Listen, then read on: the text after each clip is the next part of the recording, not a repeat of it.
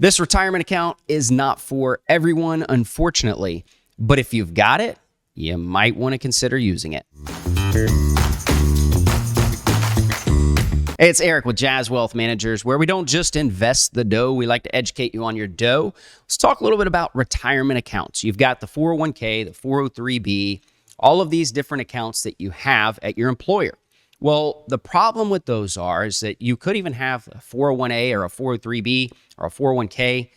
And the issue we find is that when it comes to contributions, you can only put up to the max across them all combined. So if you put $10,000 into one account and $10,000 into another, and the max is 20, which coming in 2023, it's actually $22,500. And then there's the catch up if you're over age 50. But the fact is that you can only put up to the max total combined for the accounts. Now, there's one account that's out there, though, that this is totally different, and it plays really by its own rules.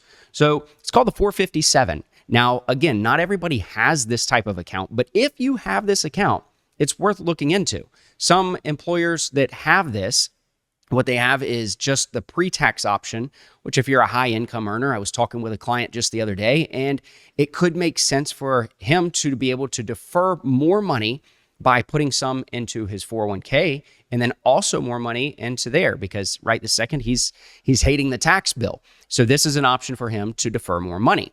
Now, on the other side of that, there's also the Roth option sometimes. So let's say you've got a 401k that maybe you have a Roth option there and you have the 457. Well, the 457 plays by its own rules. So let me show you exactly what I'm talking about. So if we're going to the IRS site, the fact is you go down to the 457 itself. It says that you have separate deferral limits. It is not combined with deferrals made to a 403b or other plans. This is a totally separate one.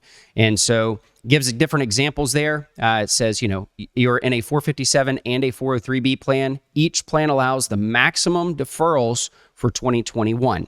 So that again applies for every year, maximum deferrals. So the fact is that you can do both of these and double up. If you're doing Roth, that's awesome because now you can put massive money away between two accounts. If you want to do the pre-tax, you can do that, or maybe you want to do a little of each. So it's something to look into. Now, the 457 is oftentimes only government employees, so it's not something that is going to be available for everybody, and it's one that is really the best thing about the 457 plan is the fact that when you separate from employment, you're able to access this money without penalty. So if you retire, yes, you're still going to have to pay tax if it's pre-tax money, but if you retire at 50 years old, you want to go through the fire movement, or maybe, like I used to do, I worked for the fire department. I was on track to retire at age 50.